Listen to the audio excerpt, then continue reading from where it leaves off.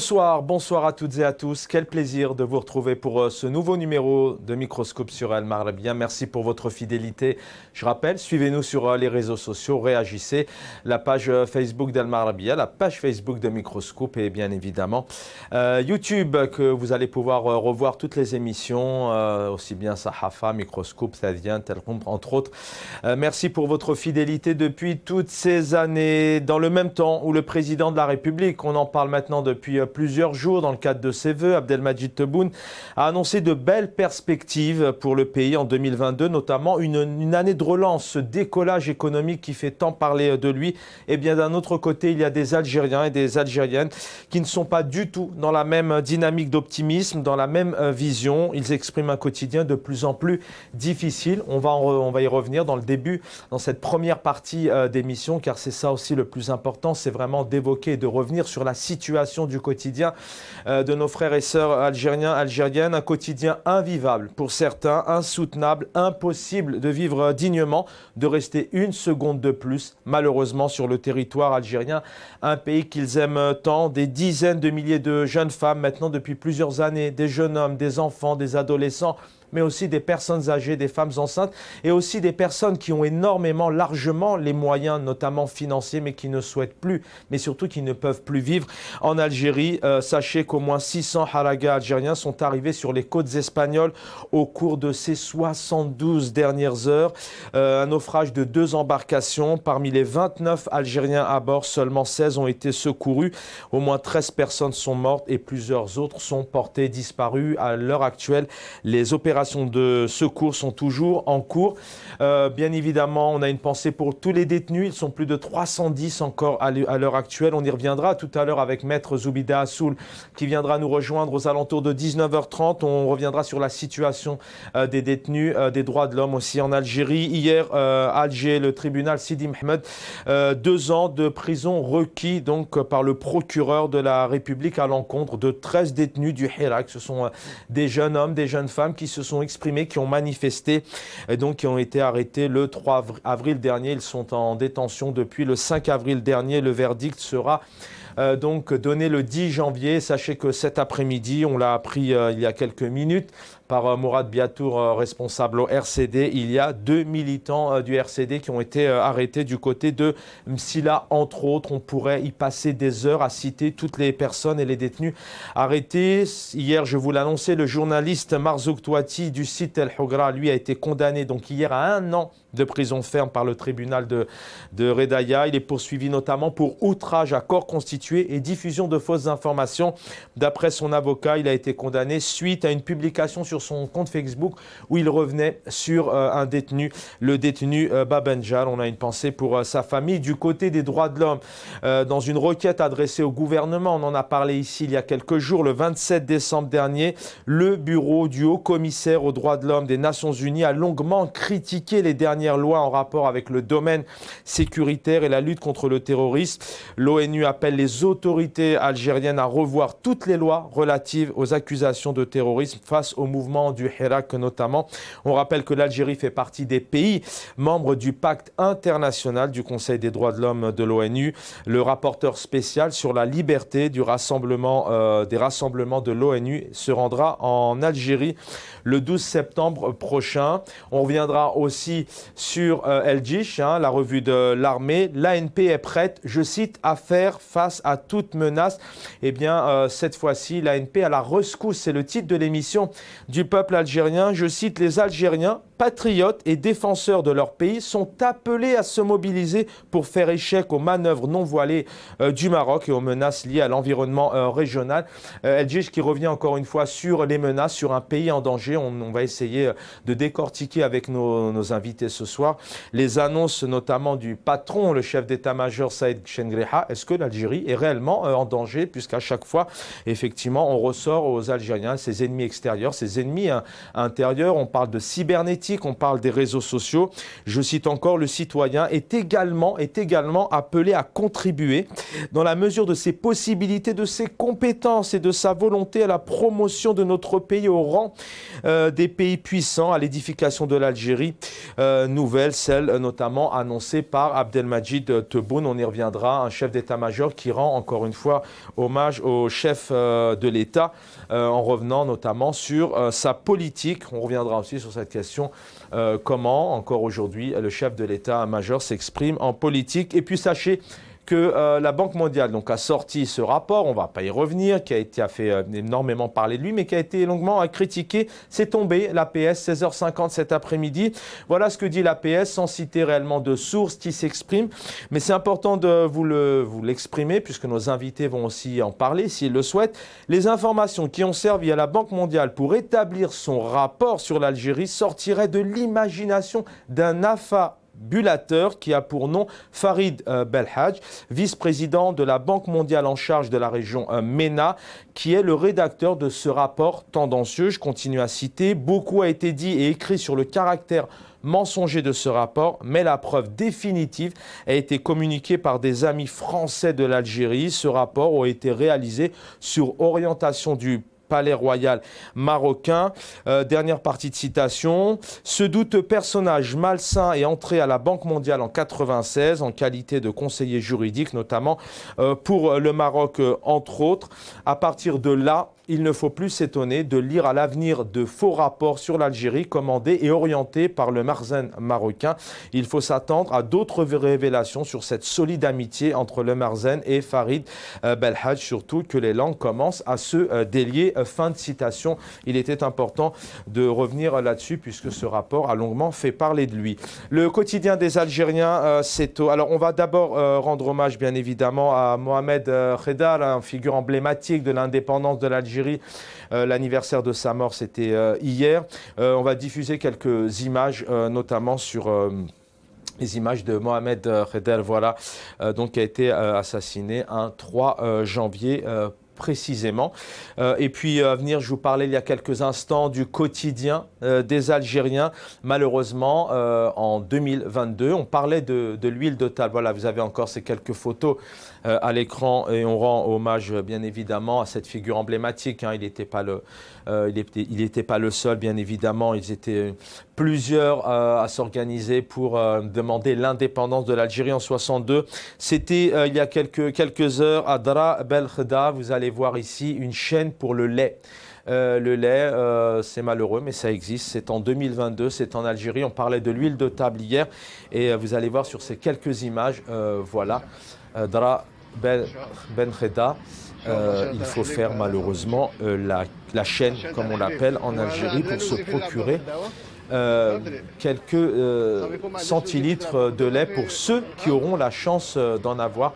C'est assez difficile de voir ces images avec toutes les richesses qu'il y a en Algérie, sachant qu'on a un président de la République qui nous annonce une relance économique, une nouvelle Algérie. Où est cette nouvelle Algérie? On en parle avec nos invités. Algérie 2. L'ANP appelle à la rescousse du peuple. Ça sera aussi l'actualité de ce soir. Avec nous pour en parler, Nordine Aoussat, écrivain, conférencier, université. Bonsoir, cher Nordine Aoussat. Recevez tous nos vœux de prospérité, de santé, de liberté aussi pour vous et vos proches. Écoutez, merci beaucoup pour cette invitation. Agma Chaban, meilleurs vœux, bonne année, heureuse 2022. J'espère qu'elle sera bien meilleure que l'année 2021 pour le peuple algérien. Et voilà, donc c'est avec plaisir que, encore une fois, donc on retrouve le public de l'Maralibia, nos frères, nos sœurs, nos compatriotes d'Algérie, notamment. Nordine Aoussat, passionné de littérature, certainement encore ce soir vous allez nous proposer une de vos œuvres ou peut-être un confrère qui l'a écrite. À chaque fois vous en faites référence. Merci d'être avec nous, psychologue, militant politique, analyste politique. Il est avec nous, Anis Salkama, bonsoir. Tous nos vœux pareillement pour vous et vos proches. Bonsoir tout le monde, tous mes vœux à tous ceux qui nous regardent, meilleurs vœux. Plein de bonheur, plein de santé, que l'année 2022 soit celle de la prospérité pour l'Algérie et surtout soit celle durant laquelle la dictature va dégager et que le 22 nous porte chance tout comme il nous a porté chance un certain 22 février. Merci, on va y revenir bien évidemment sur cette année 2021 dans une poignée de secondes et viendra nous rejoindre, je vous le disais tout à l'heure, Maître Zoubida Assoul, présidente de l'UCP, l'Union pour le changement et le progrès. On reviendra sur les droits de l'homme et la situation des détenus et puis aussi le quotidien des Algériens puisque Zoubida Assoul, avocate, femme politique mais citoyenne avant tout. On essaiera d'en savoir un peu plus même si on a l'habitude de recevoir ici des invités. On avait malheureusement le tableau noir notamment de Boualem Amoura, entre autres syndicalistes, il y a à peine quelques heures. Nordine Aoussat, je vais commencer par vous. Avant d'entrer vraiment dans d'autres thématiques, mais cette année 2021,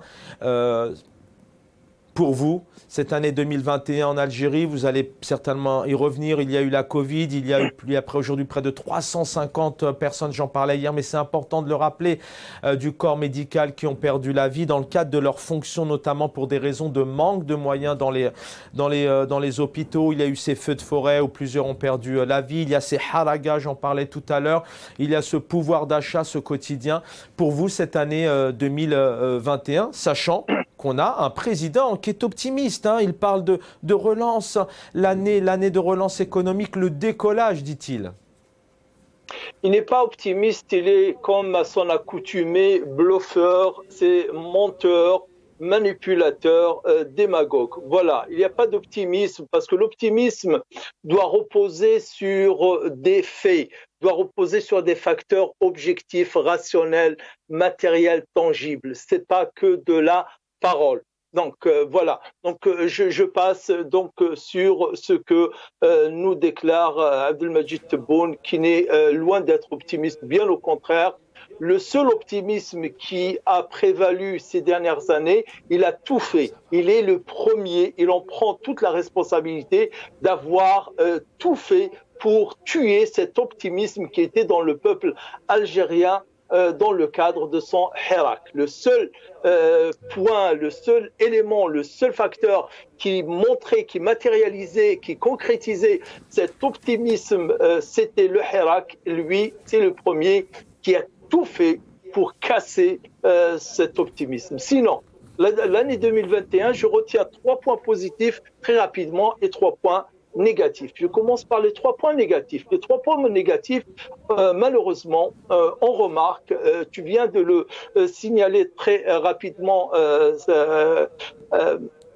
Chaban, c'est la mort qui se banalise, que ce soit celle des haragas ou celle du corps médical. Il n'y a pas un jour où on n'entend pas, encore ces derniers jours, la mort d'un médecin ici ou là dans toute l'Algérie. Aucun mot dans la bouche du président, particulièrement à ces personnes, les haragas non plus, qui meurent par dizaines, et aucun mot des autorités à leur égard. Donc, premier point négatif, cette Algérie de 2021 où les responsables n'ont cure que des Algériens, soit par désespoir, meurent, ou soit par combat contre cette épidémie, meurent.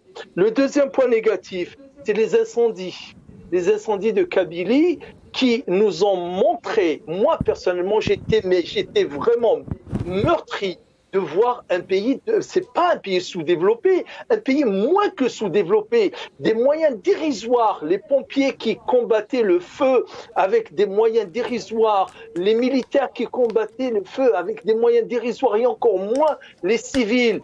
Il y a rien. Mais c'est quoi cette Algérie? Je redécouvre mon pays. Je redécouvre cette Algérie qui n'a point de moyens. On s'attendrait à voir des centaines de pompiers, à voir des camions, avoir des voilà, et on n'a rien vu, et finalement il a fallu que la France, il a fallu que Macron impose l'envoi de 2 Canadair qui viennent. En 2 jours ils ont éteint les incendies. Ça reste quelque chose, une tache noire en cette année 2021. Troisième point négatif, c'est le retour de ces images de sinistre mémoire. Je me souviens des pénuries des années 80 et même celles des années avant. Mais là, cette année, tu en parlais tout à l'heure, j'ai revu sincèrement j'attire l'attention un jour, je retrouverai ce papier et je le diffuserai, des noms qu'on n'a pas entendus depuis plus de 25 ans, voire même plus de 30 ans. Les CAPRA, les CAPCS. Vous savez de quelle année datent ces appellations? Des endroits où on distribuait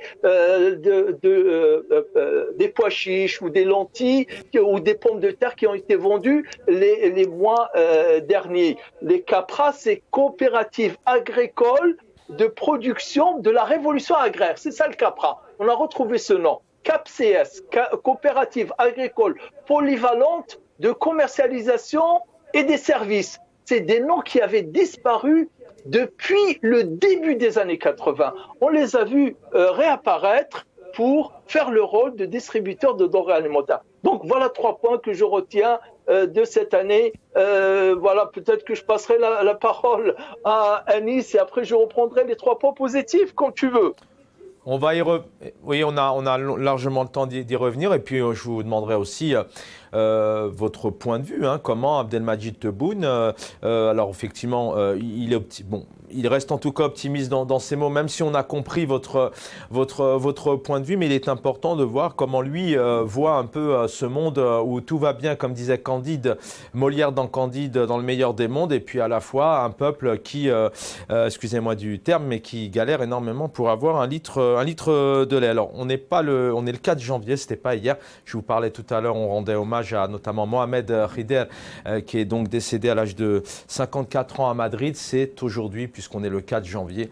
Je faisais un petit décalage de date dans ma mémoire, dans ma tête. Anis Alqama, première question, pareillement. Voilà, pour vous, cette année 2021, notamment pour les Algériens et les Algériennes, avec tout ce que cela englobe. Je ne vais pas y revenir, je vous laisse la parole.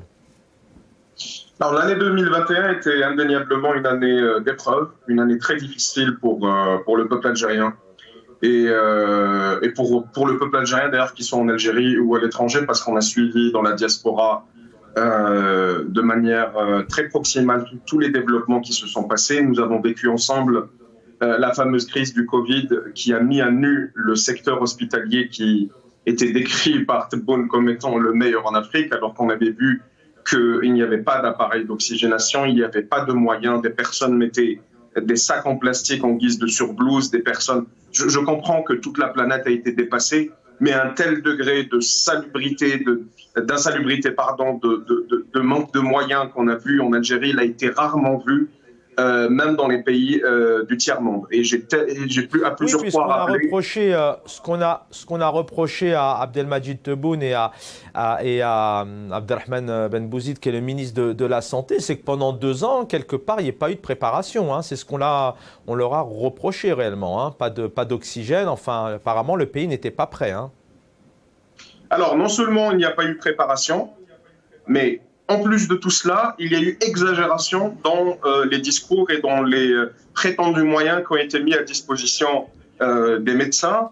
J'ai vraiment suivi, et je pense que tout le monde a suivi de très près, parce que ça a touché nos proches de manière vitale, cette histoire-là, des concentrateurs, par exemple, d'oxygène et des problèmes d'oxygénation. Moi, je me souviens de jours passés à regarder sur mon Facebook des fils, des posts entiers, des listes de posts entiers suivis l'un après l'autre d'annonces de décès, des milliers de morts. En réalité, si on doit faire une enquête sur tout cela, on verra que l'étendue des dégâts du coronavirus était juste incroyable en Algérie et qu'elle dépassait pratiquement tous les pays, en tout cas en Afrique du Nord ou en Afrique. Et on a vu aussi cet élan de solidarité de la diaspora. Ce n'est pas le premier, ça ne sera pas le dernier. J'ai toujours dit que la diaspora a toujours été, une partie hyper importante du corps algérien depuis l'étoile nord-africaine, donc depuis les années 20. Jusqu'à maintenant, on a vu cette formidable, auquel on a pris part nous-mêmes, militants politiques, cette formidable mobilisation, cette transformation de ce réseau-là qui a été le Hirak, en réseau d'aide humanitaire. On a pu envoyer des concentrateurs, on a pu essayer de débloquer certaines situations. Ça a été aussi l'année de la répression féroce. Ça a été l'année aussi de l'article 87, et je pense qu'on va y revenir lorsque vous allez parler du rapport de l'ONU, de l'article 87 bis qui a entériné l'interdiction de l'activité politique, en tout cas la diabolisation jusqu'au degré ou jusqu'à ce qu'on l'appelle acte terroriste, tout acte politique qui sorte des clous du cachirisme, excusez-moi pour l'expression. Donc ça a été vraiment beaucoup d'épreuves. Nous avons passé beaucoup d'épreuves durant cette année, mais je pense que, comme il est dit dans le Coran, ne détestez pas quelque chose, je fais une traduction plutôt globale, ne détestez pas quelque chose alors qu'elle est arrivée pour votre bien. Je pense que dans cette année, le roi a été mis à nu, le régime a été mis à nu dans énormément de situations. Monsieur Aoussat, je ne vais pas répéter, à citer la fameuse affaire des Canadaires qui n'existait pas par rapport aux incendies qu'il y a eu un peu partout en Algérie, surtout en Kabylie. Je pense que plus personne, en tout cas en 2021, ne pouvait plus croire en ce régime-là. Et je pense qu'en 2021, on a découvert des ressorts de solidarité, des ressorts de mobilisation exceptionnels chez le peuple algérien qui préfigurent réellement un sursaut qui va venir très bientôt, Inch'Allah.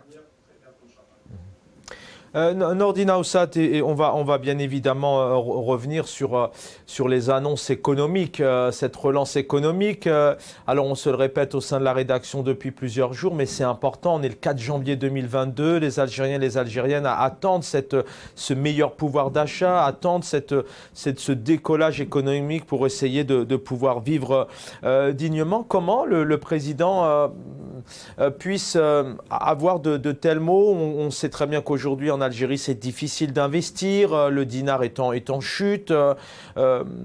Selon vous, est-ce que cette relance économique est-elle possible ou est-ce que plutôt l'inverse, comme le disent plusieurs invités, l'Algérie va entrer dans une phase, sans faire peur aux Algériens, mais c'est vraiment d'essayer d'avoir une analyse, essayer la plus précise possible, vraiment de vivre dans quelques jours, quelques mois encore, des grosses difficultés économiquement parlant. Il y a un manque de confiance, même si dans les vœux, Abdelmadjid Tebboune annonce quelque part ce regain de confiance. On va revenir dans quelques instants sur le chef d'état-major qui parle aussi d'inclure ce peuple qui a de plus en plus confiance en son armée. Comment lui voit-il les choses comme ça et comment le peuple, on l'a vu tout à l'heure, hier on vous diffusait des images autour du pain, il y a 48 heures autour de l'huile. Selon vous, est-ce qu'il ne rêve pas un peu, le président de la République algérienne? Est-ce qu'il ne vit pas dans un autre monde? Qu'il vive dans un autre monde, certainement. Il vit dans un autre monde, il rêve. Non, je ne pense pas qu'il puisse rêver, mais il vit dans un autre monde, c'est le monde du déni. Comment il s'appelle, Abdelmadjid Tebboune, refuse, lui et son gouvernement, son premier ministre, c'est pareil, le chef d'état-major, pareil, ils vivent dans le déni, ils ne veulent pas reconnaître la réalité. Mais il a un message tout de même positif, encourageant, il veut donner de l'élan ce début d'année. Est-ce que, alors certainement, bien sûr, c'est toujours politique, de toute manière dans n'importe quel pays, regagner un peu la confiance, mais il a peut-être aussi envie de relancer les choses positivement, ou c'est vraiment, j'ai envie de vous dire, du vent, excusez-moi d'expression, je mets des grosses parenthèses. Encore le vent, il peut être utile parfois. Le vent, on en fait de l'énergie. L'énergie éolienne, elle provient du vent. Le vent, il peut tourner les moulins qui peuvent moudre du grain. Mais lui, c'est plus que ça, c'est pire que ça, c'est que de la parole en l'air. Il faut dire les choses. 2021, je ne pense pas qu'après l'année 2021 que nous avons vécue, qu'on puisse encore ménager ces gens en ne leur disant pas la vérité en face. Donc, je viens à ce que tu disais. Je me permets d'apporter une petite correction, une petite nuance. C'est que Tebboune ne parle pas que de relance, il parle de take-off, il parle de décollage, iqla'. Oui. Il dit un décollage économique, ce qui est, je dirais, plus fort que relance. Relancer, c'est un mot qui est faible par rapport à dire décollage. Qui dit décollage dit que les chiffres, les performances, les réalisations vont s'envoler, vont s'envoler. C'est ce qu'il dit. C'est ce que je vous demande, ça... oui, c'est ce que je disais tout à l'heure, notamment en introduction. Il a bien dit décollage économique, mais est-ce que ce décollage, il est possible aujourd'hui? On ne voit pas spécialement des gros chantiers, des secteurs d'activité où les entrepreneurs vont apporter de l'argent, des gros chantiers dans les transports, dans la culture, dans l'environnement.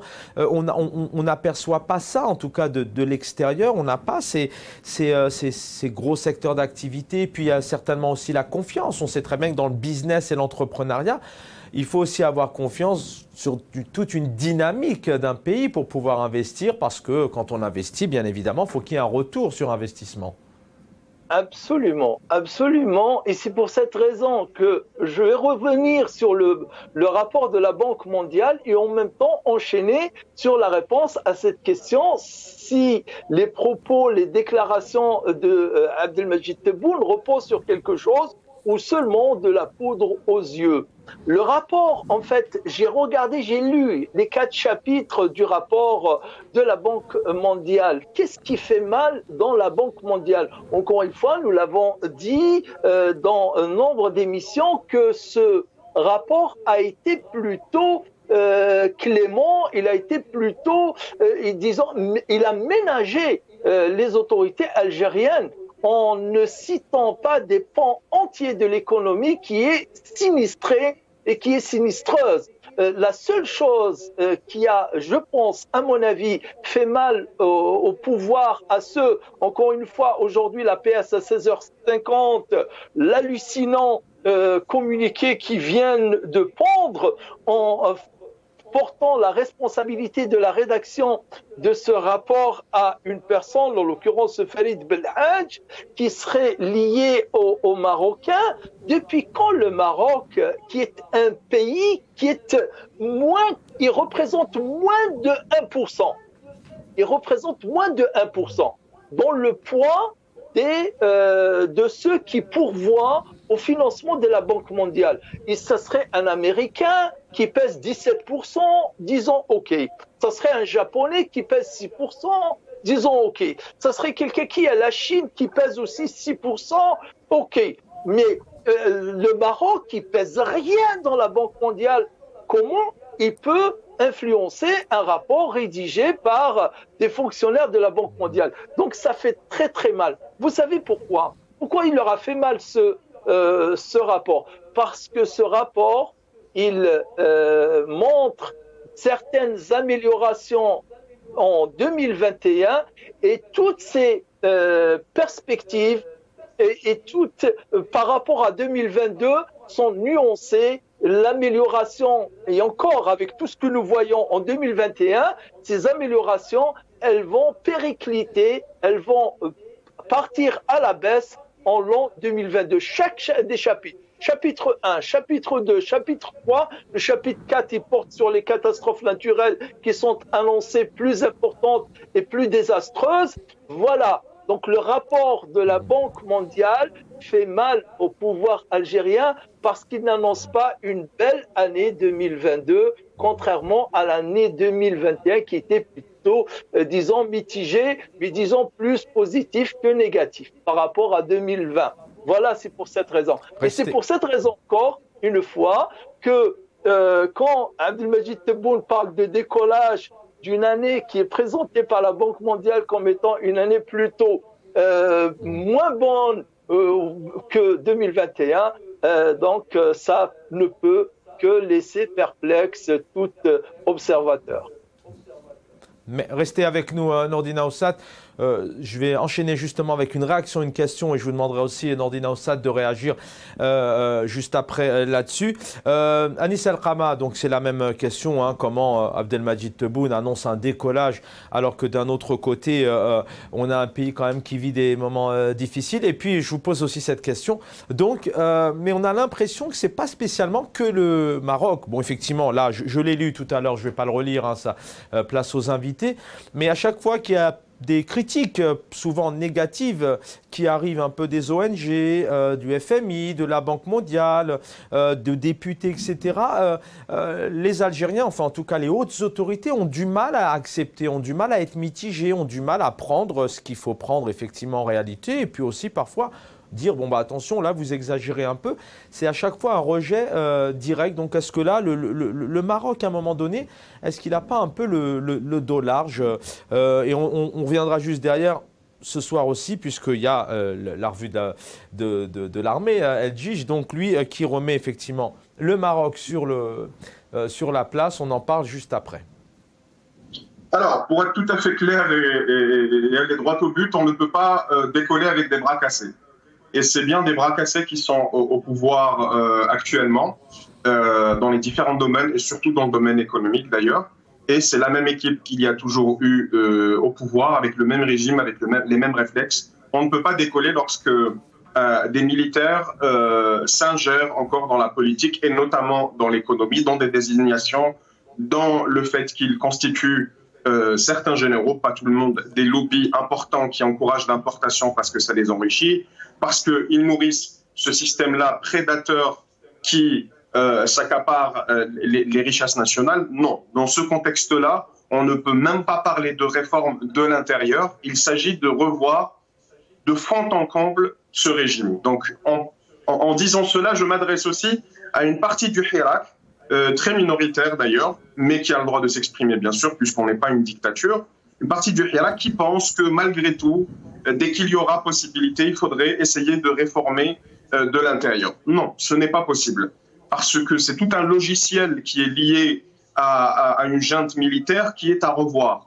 et notamment dans le fait de considérer toute critique, et là j'en viens au point que vous avez évoqué concernant le rapport de la Banque mondiale, considérer toute critique comme étant un complot. Ça relève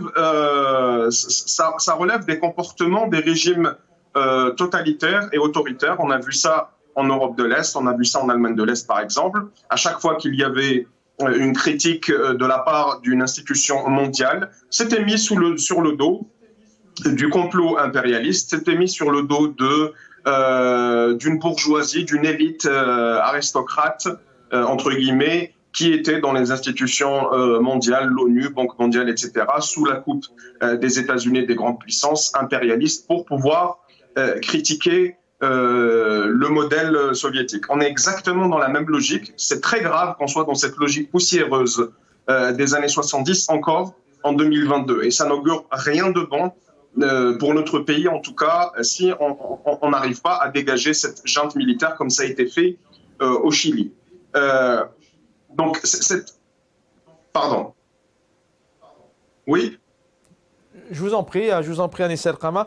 Vous pourrez poursuivre et puis je vous relance aussi là-dessus comme vous avez la parole. Les droits de l'homme aussi, puisque c'est un rapport, donc on rappelle qu'il y a une requête qui a été adressée au gouvernement algérien en date du 27 décembre, notamment le bureau du haut commissaire aux droits de l'homme des Nations Unies qui a longuement critiqué les dernières lois en rapport avec le domaine sécuritaire et cette lutte contre le terrorisme.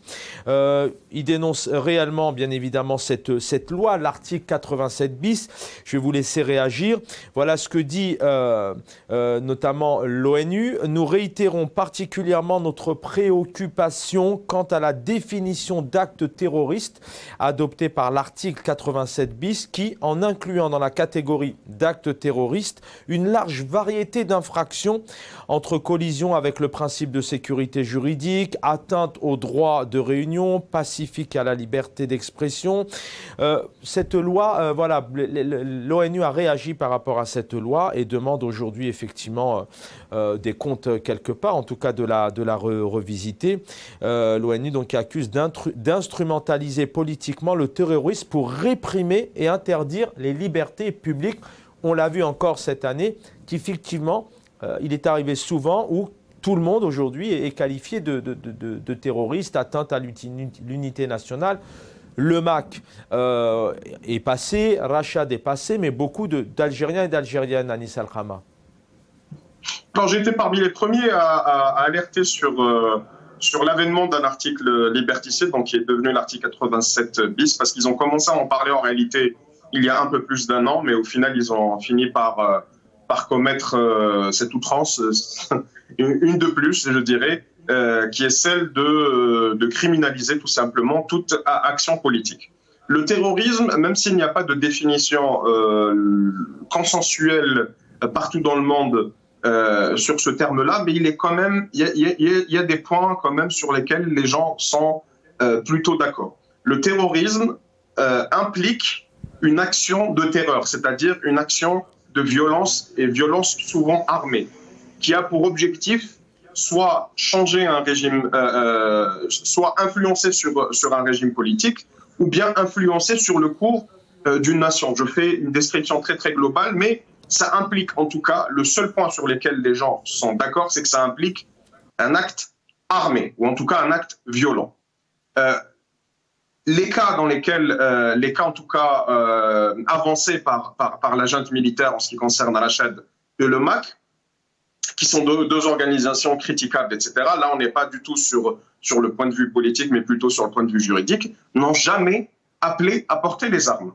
Jamais.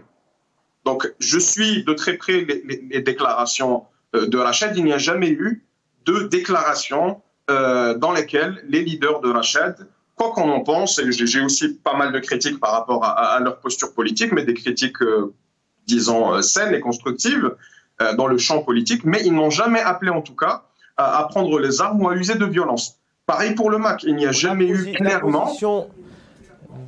La position du gouvernement et de ceux qui légifèrent et qui en arrivent à pondre ce 87 bis, c'est quoi? C'est de créer la frayeur? C'est de maîtriser un peu plus le peuple?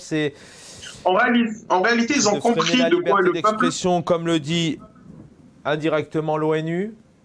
En réalité, ils ont compris de quoi le peuple est capable avec le 22 février. Ils ont vu l'énergie qui pouvait être dégagée par le peuple. Ils comprennent également, et là, je vous parle de choses qui sont réellement d'actualité. Si vous remarquez un peu, dans les stades, ça commence à réapparaître. Les champs politiques, les champs politisés commencent à réapparaître. Et ça, les renseignements le savent. Parce que bien sûr, ils infiltrent pas mal. Enfin, c'est un secret de polichinelle de savoir que le football en Algérie est totalement gangréné, infiltré par les renseignements et par le régime politique. Ils savent qu'en réalité, cette flamme-là du Hirak est toujours là, qu'elle a été contrainte par les mesures du Covid, et on a pris tous nos responsabilités, nous, acteurs du Hirak, qu'on soit dans la diaspora ou à l'intérieur, pour suspendre provisoirement les marches du Hirak. Ils savent que, en réalité, si on dépasse l'étape d'organisation, si on passe l'étape plutôt à l'organisation, ça sera le début de la fin par rapport au régime politique. Parce qu'ils savent qu'en réalité, pas mal de chancelleries dans le monde commencent à comprendre qu'ils sont un facteur de déstabilité.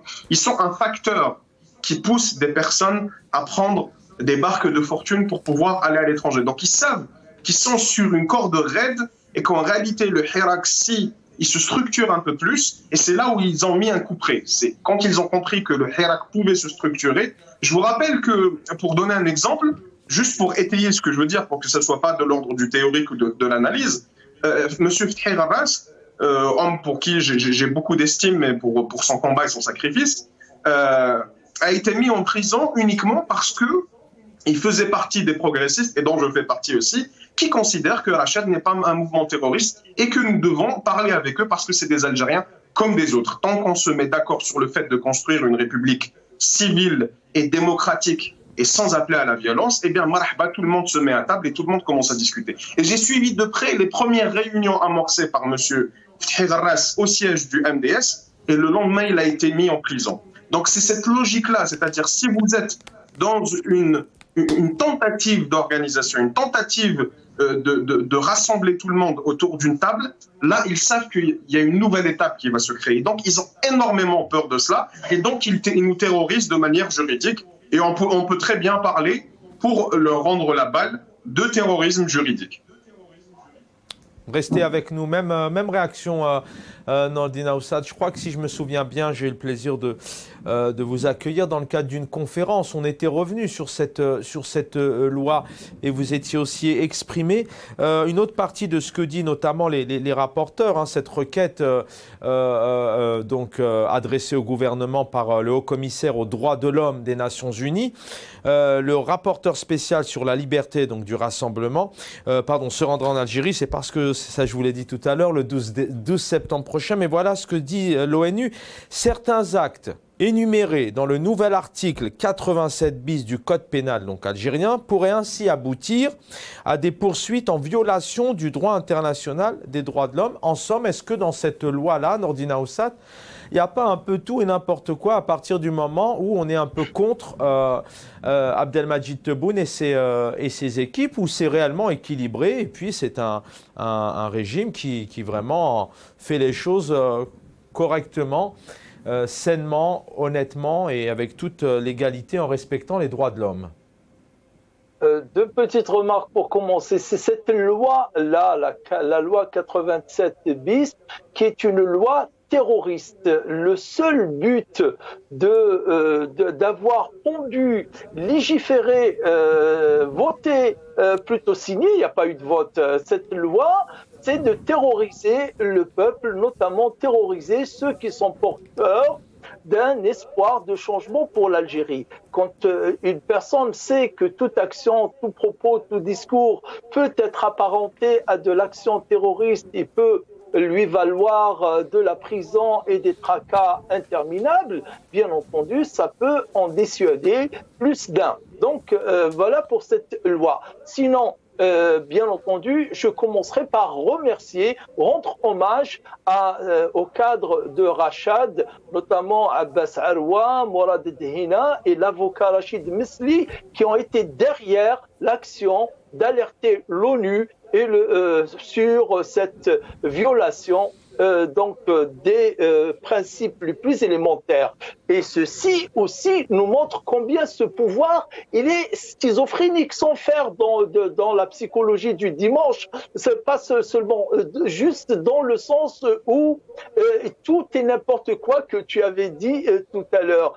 On pense adhérer ou bien annoncer dans une constitution, adhérer à tous les pactes et ratifier les pactes internationaux, notamment ceux qui préservent, défendent et garantissent les droits des citoyens, et prendre une loi qui piétine cette ratification. C'est ce que l'ONU rappelle et d'autres instances avaient rappelé à ce pouvoir. On ne peut pas se prétendre un État aux normes internationales qui respectent les chartes et les traités internationaux et les piétiner par cette loi 86 bis. Mais si tu permets aussi, Chaban, très rapidement... Je vous en prie. J'avais cité tout à l'heure les 3 points négatifs, mais je n'ai pas cité les 3 points positifs. Très rapidement, pour l'année 2021, j'entends. Un des points que j'avais remarqué qui, pour moi, est très positif de l'année 2021, c'est la Kabylie et l'action de cette région qui n'est qu'une région de l'Algérie et rien de plus, qui retrouve sa réhabilitation et sa revanche par rapport à il y a 20 ans. Avril 2001, où les Algériens ont été montés, les Baltadjis d'Algérois ont été montés contre nos frères et nos compatriotes venus de Kabylie. 2021, situation totalement retournée, où c'est la Kabylie qui a porté pendant des mois le flambeau du Hirak, et où ailleurs, à Annaba, à Oran et à Alger, les gens chantaient « Ya al-Qabaïl, bravo alaikum ». Ça m'a fait beaucoup chaud au cœur, surtout en tant que revanche sur l'année 2001 et ce qui s'est passé qui nous a fait très très mal. Deuxième point positif, c'est le boycott. En 2021, 4e boycott du peuple de ces élections qui n'ont aucune légitimité. Et ça montre que le peuple, dans son silence, dans le calme, mais quand il a l'occasion de s'exprimer, de rejeter la feuille de route la fuite en avant de ce pouvoir, il le montre notamment le boycott. Troisième point positif, ça nous permet de passer au point sur le Jaish, l'armée qui continue encore plus que jamais de dire Dawla Askariya, la présence de l'armée, l'omniprésence de l'armée partout, même dans ce décollage économique. Je lis dans la revue El Jaish numéro 702 de ce mois de janvier 2022 que apparemment ce décollage de l'économie va passer par l'armée. C'est l'armée qui va faire décoller l'économie. C'est écrit noir sur blanc et je citerai tout à l'heure les pages dans lesquelles est écrit. Donc, le pouvoir qui montre son visage, qui veut plus que jamais que l'Algérie reste un État militaire, un État militarisé, un État dirigé par la police militaire et le peuple qui continue à dire Dawla Madaniya, Machi Askariya, et ça aussi c'est un point positif. Nous connaissons plus que jamais la face du pouvoir qui veut maintenir la militarisation et nous remarquons, nous constatons la résistance du peuple qui continue à revendiquer un État civil non militaire. Restez avec nous, Nordine Aoussat. On va prendre quelques minutes avant d'accueillir Zoubida Assoul, justement pour revenir sur cette actualité.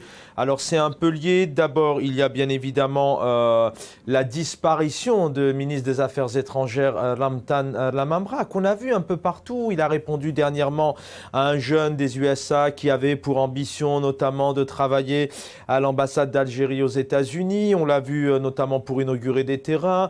On l'a vu un peu partout, Ramtan Lamamra, et depuis quelques jours, donc, il a totalement disparu. Réapparition, donc, hier, notamment avec ce tweet que vous allez voir à l'écran dans quelques instants, où il parle de cet entretien téléphonique avec son homologue qatari, Sheikh Mohammed bin Abdul Rahman Al Thani, précisément. Donc ça, c'est aussi une question qui se pose. Voilà, vous avez ici les deux tweets, celui d'abord du ministre des Affaires étrangères.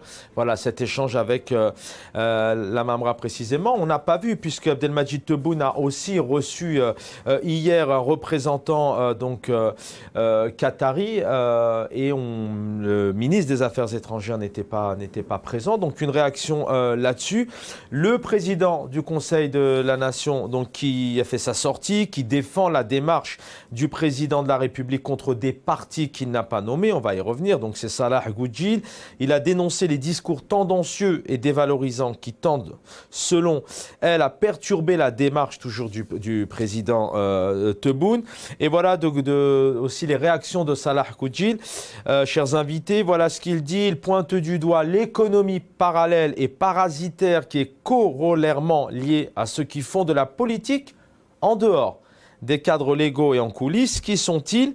Et puis aussi, voilà ce que dit le Conseil de la Nation, qui apporte aucune précision sur ces partis, qui l'accuse, à demi-mot, de fomenter un complot contre le chef de l'État avec toutefois, je cite, je continue à citer, une fléchette décochée à l'endroit de ceux qui font de la politique en dehors des cadres légaux et en coulisses. La question que je vous pose, messieurs, est-ce que là, Salah Goudjil ne parle pas indirectement de l'armée, ceux qui font de la politique en coulisses?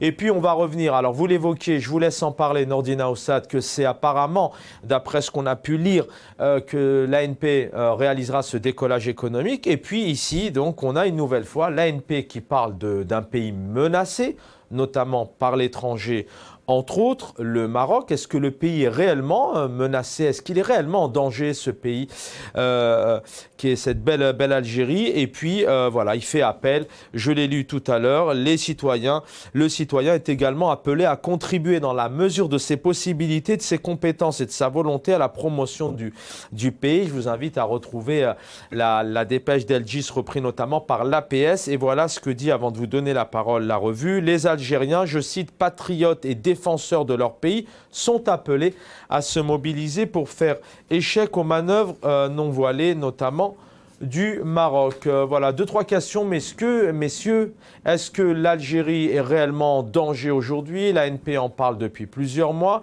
L'ANP fait appel notamment au peuple pour l'aider. Il y a cette relance économique. Et puis, on a encore une fois une ANP qui s'immisce aussi dans la politique. Et puis, la Mamra dans tout ça, qui fait sa réapparition. Et d'après Algérie Parti hier, il serait question qu'il soit limogé, puisque ça serait apparemment un potentiel concurrent pour les prochaines présidentielles. Vous avez la parole, Anis Al-Qama, c'est à vous. Pour faire un point commun à tout ce que vous avez dit, un facteur commun, je dirais que c'est le facteur de la gestion de la cité de la part d'une oligarchie ou en tout cas d'une dictature militaire. Les militaires, en tout cas une dictature militaire, a besoin d'ennemis extérieurs ou intérieurs pour pouvoir se justifier. C'est dans la logique des dictatures militaires. Ça a toujours été comme ça. Parce qu'une armée, elle a besoin d'une guerre pour pouvoir justifier la dictature à l'intérieur, c'est-à-dire nous sommes menacés de la part de l'extérieur, vous devez serrer les rangs avec nous et en même temps vous serrer la ceinture et ne plus rien réclamer, ne plus réclamer de démocratie parce que de toute façon on est menacé. Ce discours-là, galvaudé, fatigant, cette vieille rengaine de l'impérialisme de Israël, de la France, des États-Unis, du Maroc, et ensuite c'est pas l'un, c'est l'autre, et ensuite on est fatigué de tout cela. Et le peuple algérien a compris en réalité les vrais enjeux.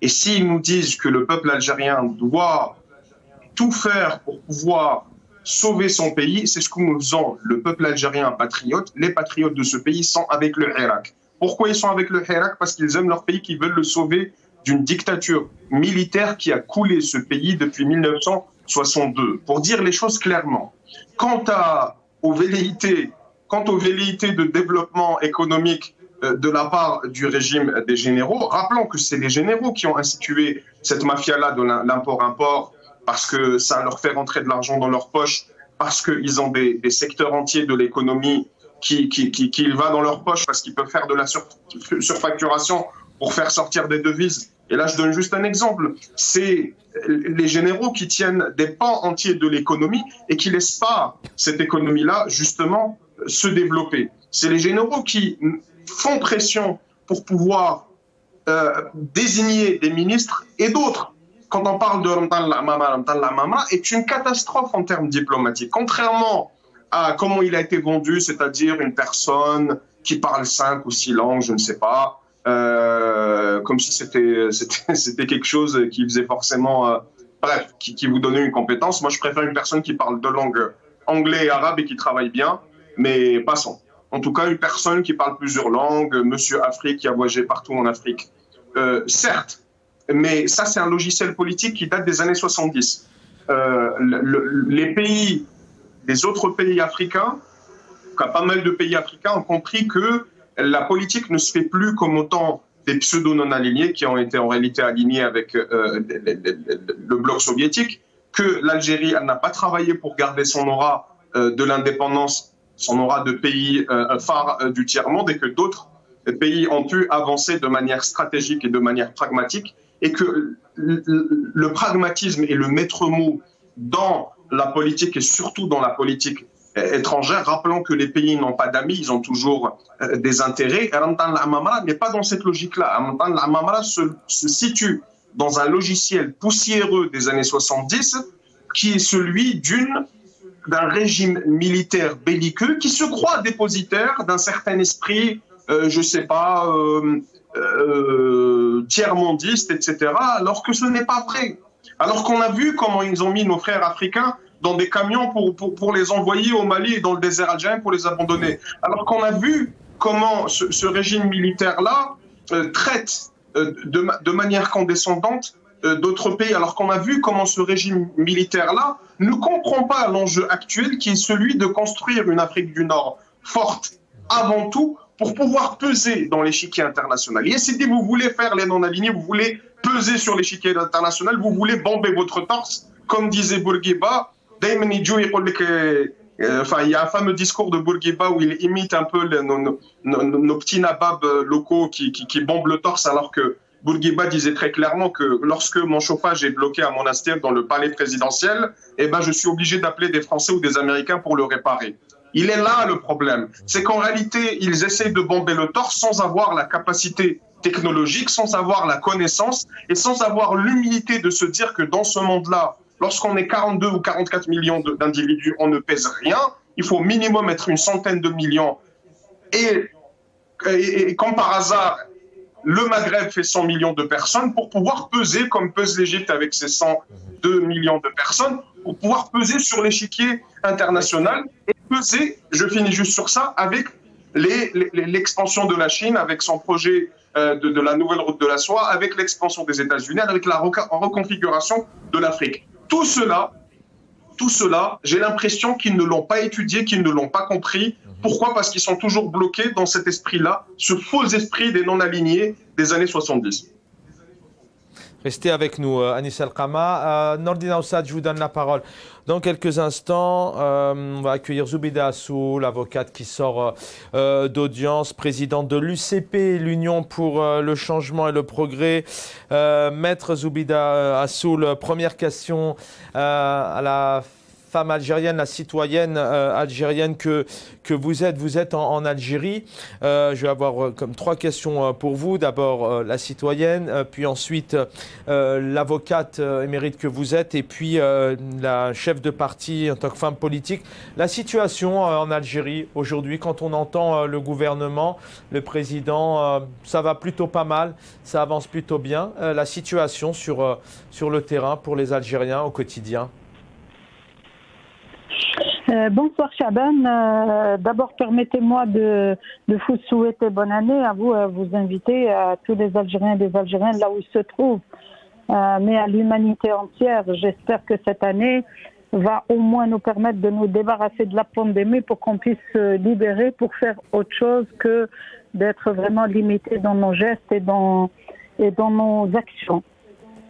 Écoutez, franchement, la situation est très difficile.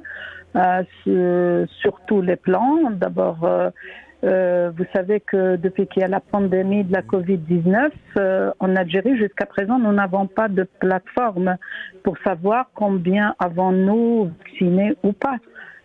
C'est quelque chose, même les gens qui sont vaccinés, personnellement je me suis vaccinée, j'ai fait les 2 doses, mais jusqu'à présent on n'a pas notre QR, c'est-à-dire électronique. Jusqu'à présent, le ministre de la Santé avait promis en début d'année, là en septembre, qu'il allait avoir cette plateforme dans quelques mois. Je ne sais pas les quelques mois, ça peut être 2 mois, comme ça peut être 12 mois, comme ça peut être 24 mois. Donc ça, c'est déjà un élément indicateur de dire combien de retard nous avons et puis combien ce système est encore opaque et que les choses ne changent pas vraiment.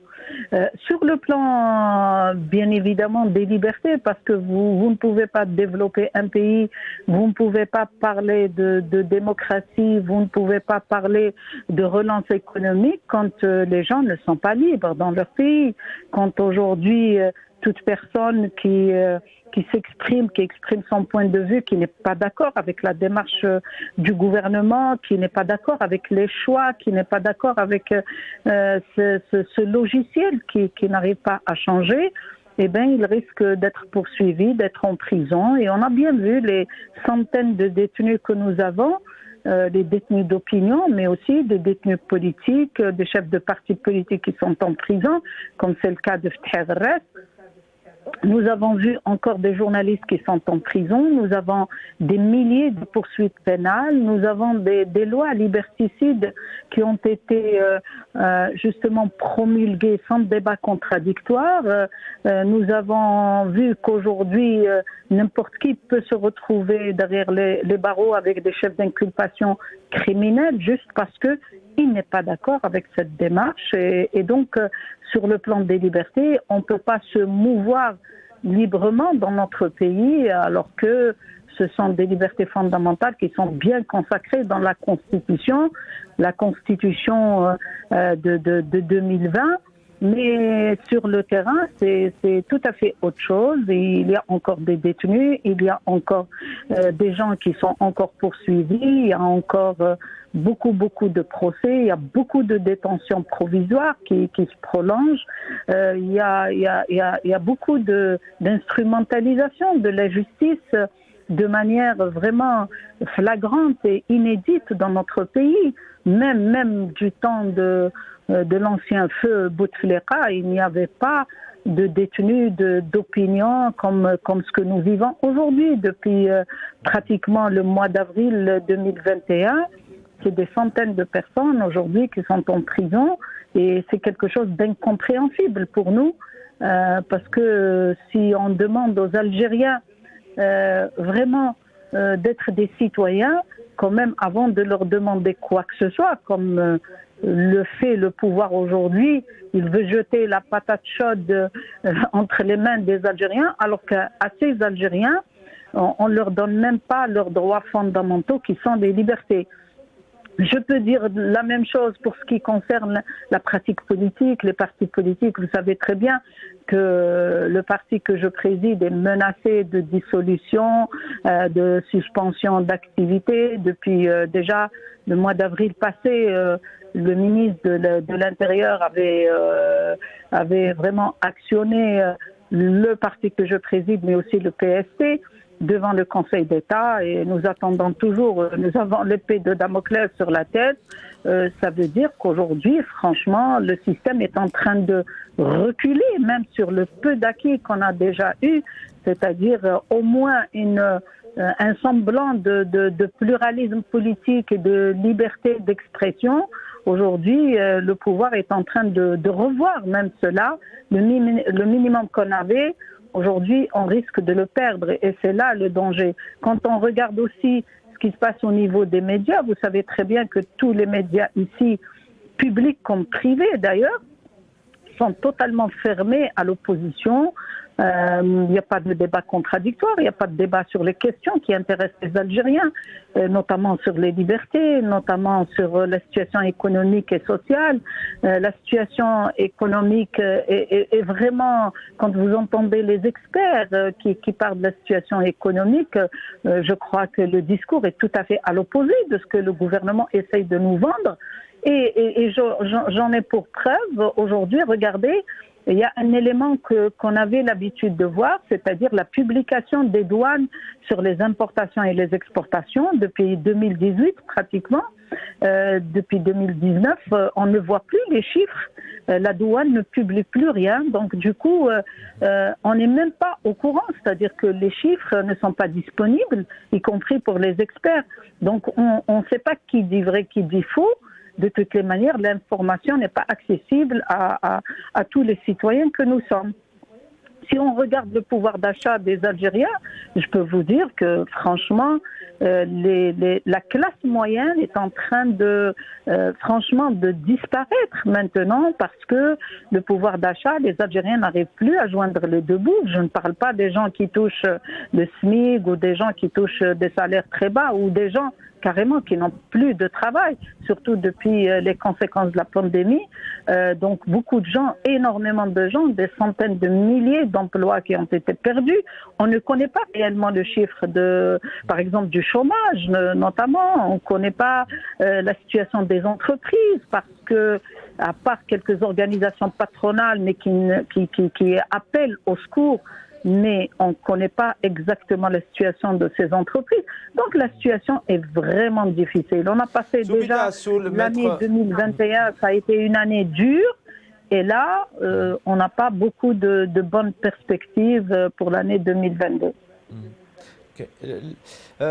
Maître Zoubida Assoul, je fais appel à la femme politique, vous êtes président de l'UCP. Quelle est sa stratégie au président de la République aujourd'hui quand on fait de la politique? C'est un rapport de force, c'est aussi gagner la confiance. Quand on écoute le ministre, le garde des Sceaux, Tebi, qui vante le respect des droits humains, pas plus tard que la semaine dernière, qui parle d'humanisation notamment des détenus. Le chef d'état-major Chengleha, qui aussi évoque souvent la ligne politique du chef de l'État.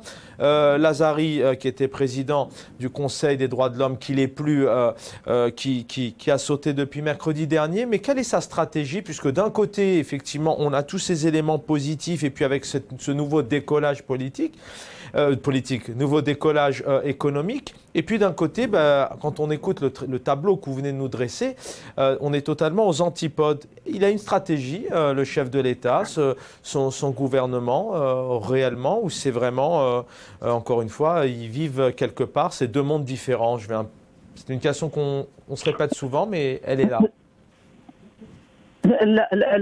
Réellement, moi personnellement, quand je les entends parler, quand je regarde le JT de 20 heures de la télévision publique, franchement et honnêtement et en toute objectivité, j'ai l'impression qu'ils parlent de notre pays.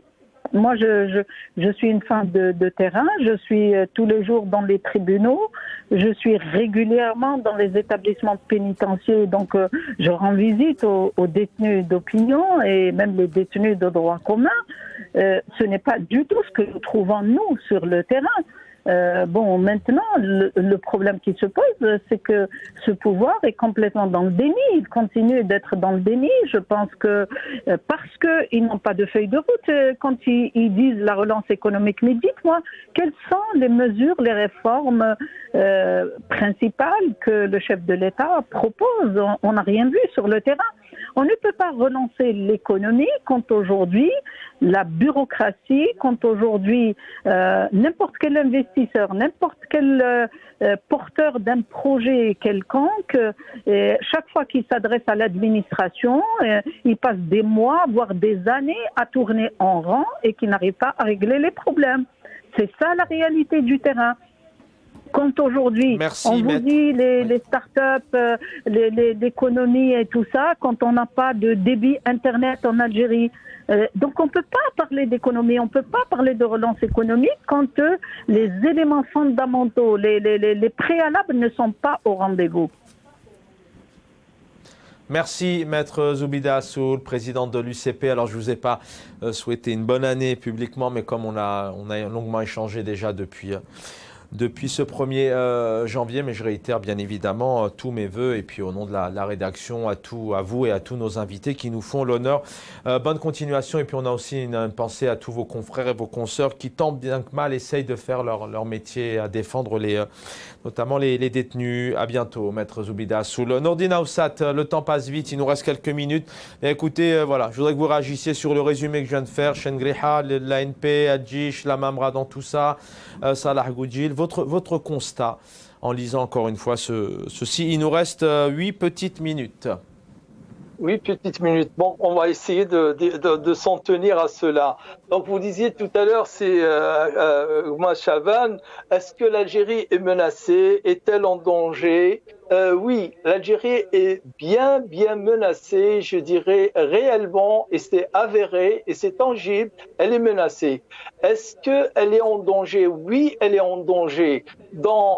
D'ici 2030, l'Algérie sera 50 millions d'habitants. 50 millions d'habitants qu'il faudra nourrir, qu'il faudra vêtir, qu'il faudra soigner. Et je ne pense pas qu'avec les prémices que nous annonce, avec un pouvoir tel que celui qui prévaut ou bien qui domine aujourd'hui Alger, qu'on pourra assurer la perspective de 2030 avec une population de 50 millions d'habitants. Oui, l'Algérie est en danger, l'Algérie elle est menacée et elle est menacée particulièrement et en premier par ce commandement militaire qui a volé l'indépendance de l'Algérie et qui est en train de voler aujourd'hui le seul espoir de changement. Quand je lis l'édito de l'Jeish d'hier, le numéro 702, j'hallucine. On nous parle du diable, c'est comme si c'était le diable notre problème. C'est un peu la ruqya, le commandement militaire qui nous fait une ruqya. Regardez par quoi il termine son édito. Alors, le diable n'aura d'autre choix que de se taire avant de finir pour l'éternité dans le brasier de l'enfer. On n'a pas... J'en ris pour ne pas pleurer de cet édito qui nous parle que, il dit, regardez ce qu'il dit, donc l'édito, il dit que l'Algérie actuellement, elle est en train de relancer l'architecture politique basée sur le respect des droits de l'homme par la démocratie participative.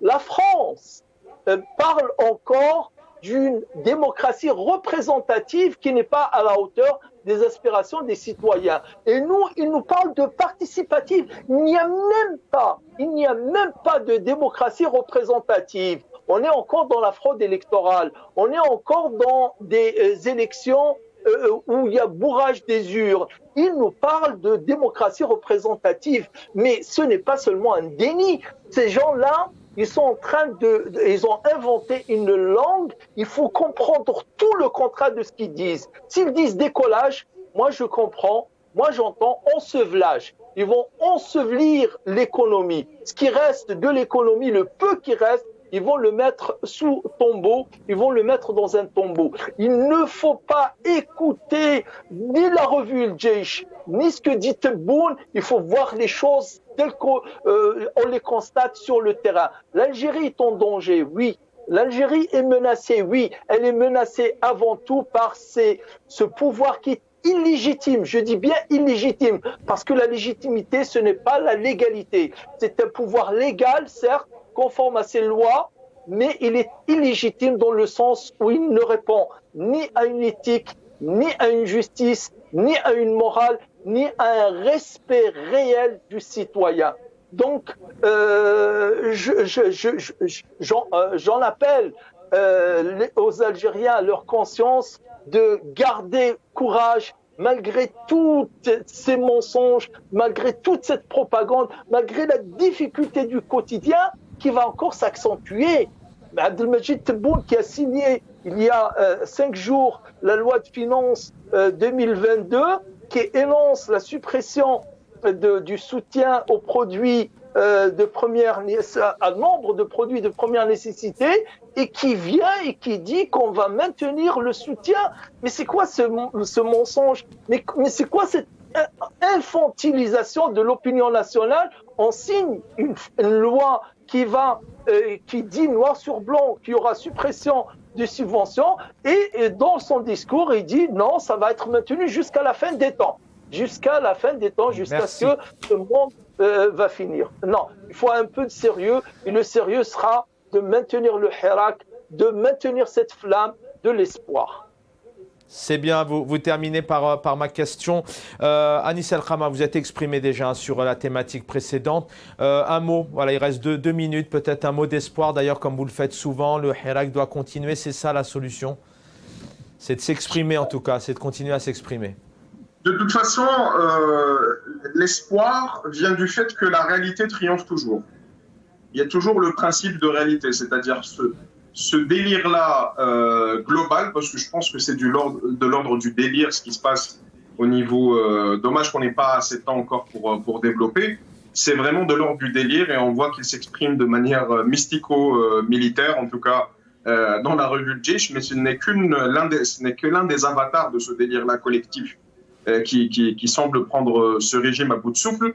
Mais ce délire-là va se télescoper avec la réalité, amère certes, mais la réalité de la paupérisation, des difficultés sociales de l'Algérie, tout simplement de l'Algérie. Et ce duel-là aura lieu très rapidement. La réalité triomphera. Et à partir de cette réalité difficile, nous construirons l'Algérie de demain. Nous en avons les ressources, nous en avons les hommes. Et jour après jour, je rencontre des personnes formidables sur vos plateaux, mais même le dimanche à Place de la République ou sur Internet avec nos camarades qui sont en Algérie. Je reste très, très optimiste par rapport à cela. Et le temps, je pense, nous donnera raison, en tout cas, de ce qu'on est en train de dire.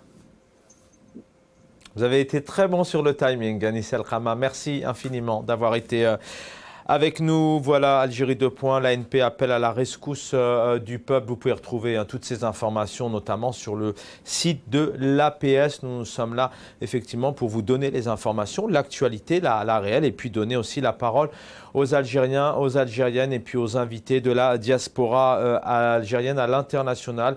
Merci pour votre fidélité. Nordina Oussat, écrivain, conférencier. Anis El Khama était avec nous aussi, psychologue, analyste politique. Et puis puis Maître Zoubida Assoul, femme politique aussi, présidente de l'UCP. Merci à tous. On a encore une fois une pensée pour ces haragas dont 16 sont disparus. Les recherches continuent. Ils sont nombreux. Bonne soirée à tous. Suivez-nous sur les réseaux sociaux. Le programme continue sur votre chaîne El Mar Arabiya. À très vite pour un nouveau numéro de Microscope. Bonne soirée.